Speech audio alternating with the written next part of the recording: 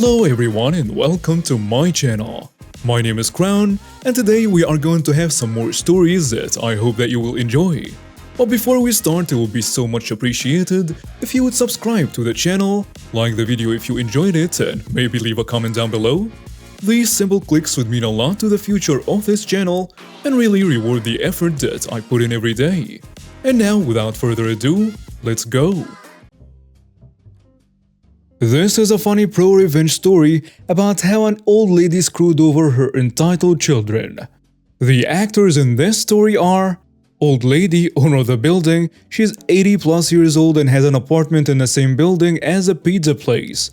The pizza owner, the owner of the restaurant and good friends of the old lady. Super entitled son.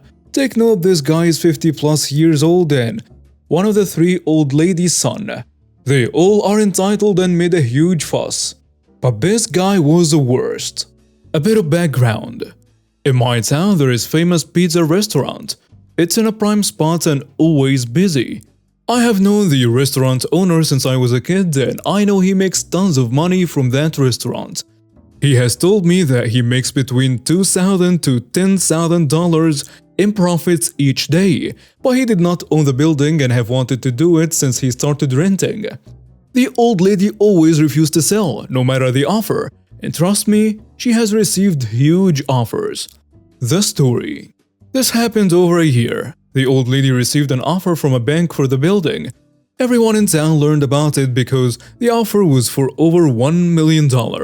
This is an incredibly high amount in my country. Of course, the old lady refused to sell. Here comes the entitled kids. Apparently, all three learned that their mother got this massive offer, and because she's getting old, they wanted her to sell to move her to a retirement home. Since then, they have been insisting on her selling. That it's the best she's going to get and it would be the best for them to get that much money in their inheritance. Apparently, this pissed off the old lady so much, and she went behind their backs and offered to sell the place to the pizza place owner for a fraction of the bank's offer. From what the pizza place owner told me, she sold him the building for about $280,000 with a clause that he is not allowed to tear it down while she lives, and that she's allowed to live in her apartment until she dies. The pizza place owner agreed to the terms by the old lady and bought the place. The old lady made sure to have a doctor and a lawyer check her to make sure they got all the legal stuff indicating that she was sane. And what she was doing was on her own will. She was preparing for the crap storm that was coming and covering the pizza place owner from the rest of her entitled children. And boy, was she right.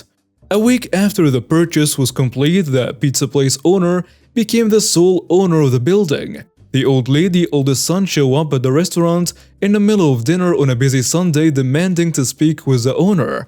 From other people's testimony, he started yelling that the owner was a scammer and that he took advantage of an old lady and he was going to sue him for all he had.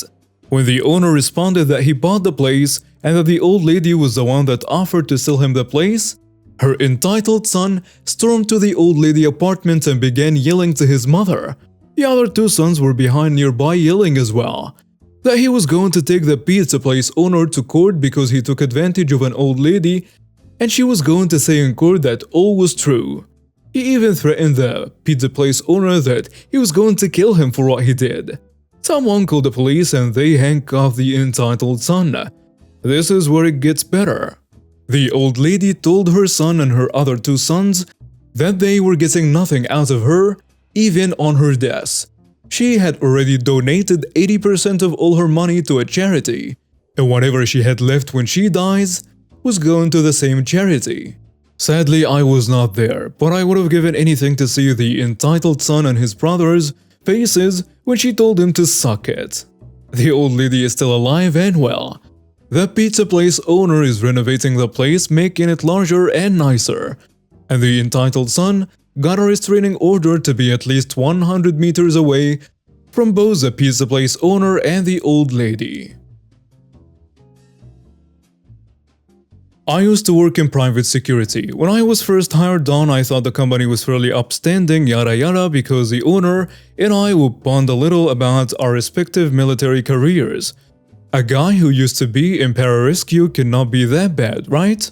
First year was relatively normal security work, mostly fixed post. Think Walmart door greeter but with a badge and handcuffs. In general, I will tackle you if you steal things, but otherwise I'm just a breathing security camera. About a year in, I finished all my qualifications for armed work and get assigned to patrol. Companies would hire us to make rounds and respond to things at their locations, mostly apartment complexes and mostly noise complaints, or occasionally towing off cars and such. But occasionally managing residents during a fire or breaking up disturbances. The company handled pay in a kinda wonky manner. Twice a month on the 1st and 15th, we got paid for 2 weeks worth of work, and every now and again, it seemed like whenever they felt like it was getting too far behind, we'd get an extra paycheck slipped in with our normal one. I got my first paycheck 5 weeks after starting, and there was a point where we were receiving December checks in February. Pay rates were determined by the type of work. Entry-level staff made $7 an hour, more advanced made $8, and armed paid $10. Raises were available on top of that.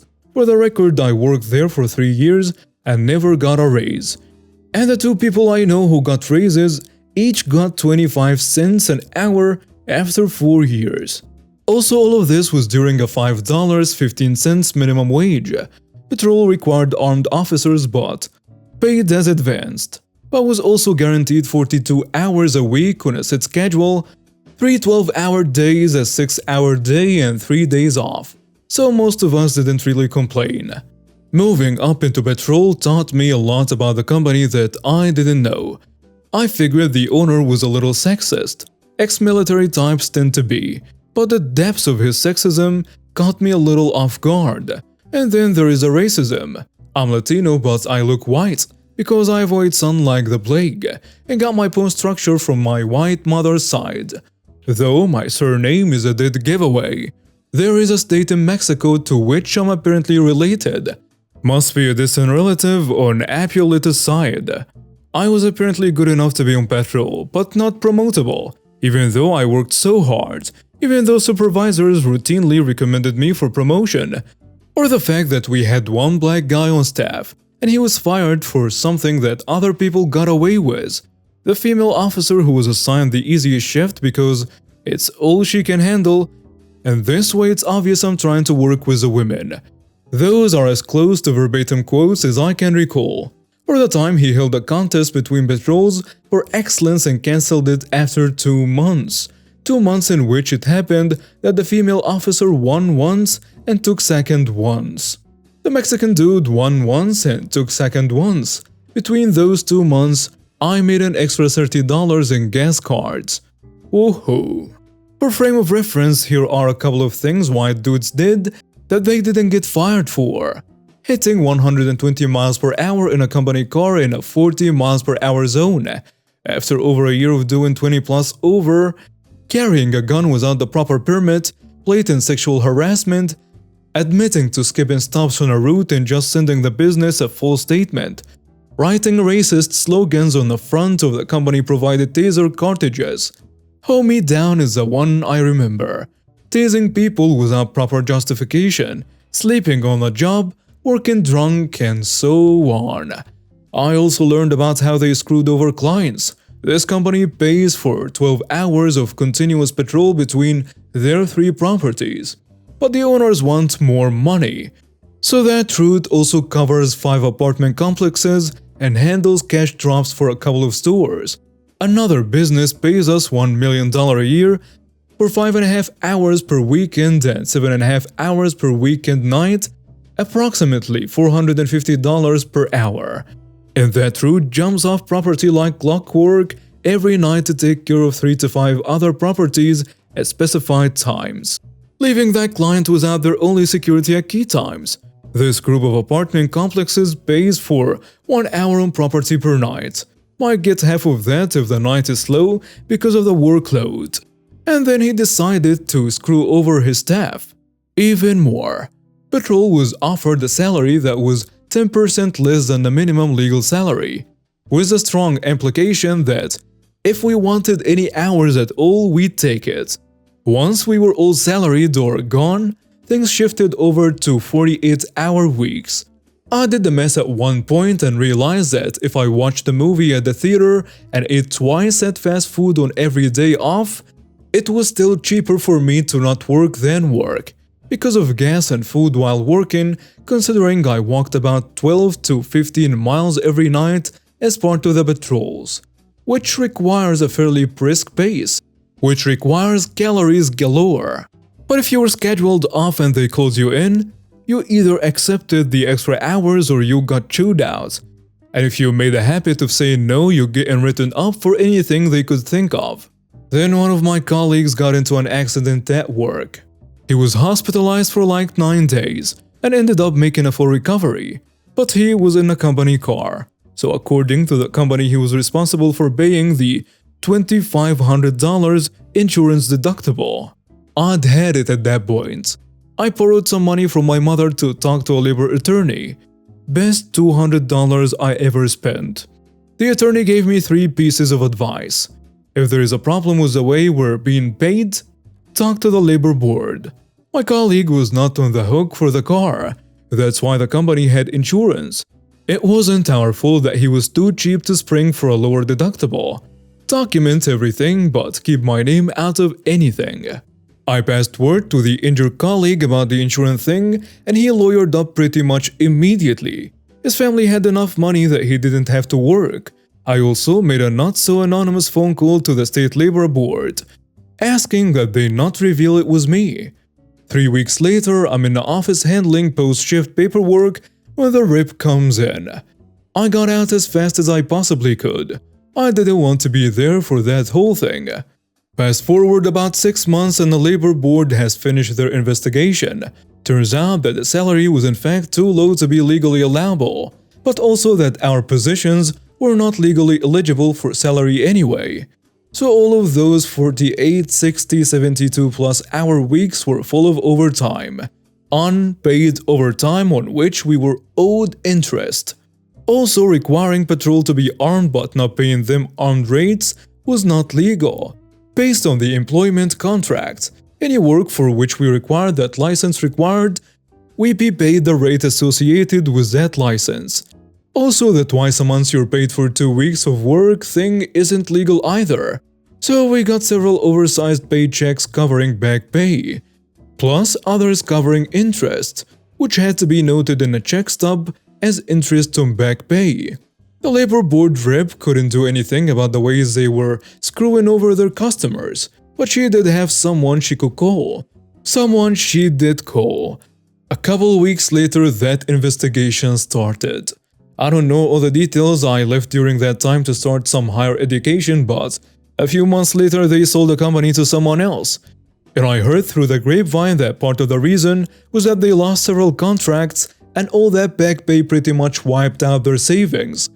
I got something like $8,000 in back pay, and there were another dozen patrol officers in that time frame, so I figured around $100K total went out just to patrol. And apparently there were some discrepancies in how they managed fixed post staff as well, and they had to move to a smaller house. The rumors also said that after the sale, the new owners renegotiated all the contracts, including getting a few that the previous owners had lost to being shady, and somehow they are still profitable, even after giving raises and whatnot. It's almost like the previous owners had just been trying to milk everyone for as much as they could get. Oh, and an aside, I got to know the manager of that business that paid us $1 million a year pretty well afterwards. She neither confirmed nor denied that 1 million figure, so take it with a grain of salt. But if it's true, she manages the most affluent shopping center in town, which includes a restaurant where prices aren't on the menu because if you have to ask, you can't afford it. That one contract would cover all the expenses of all of patrol. The owners always seemed really intent on keeping her happy, and made sure that we knew not to tell her we left the area for any reason except end of shift. And they always had money to spend on things like a large house in one of the more affluent areas, and a private school for their daughter, and buying a new gun or two every couple of weeks. And now we have reached the end of today's stories. Thank you for watching and see you next time.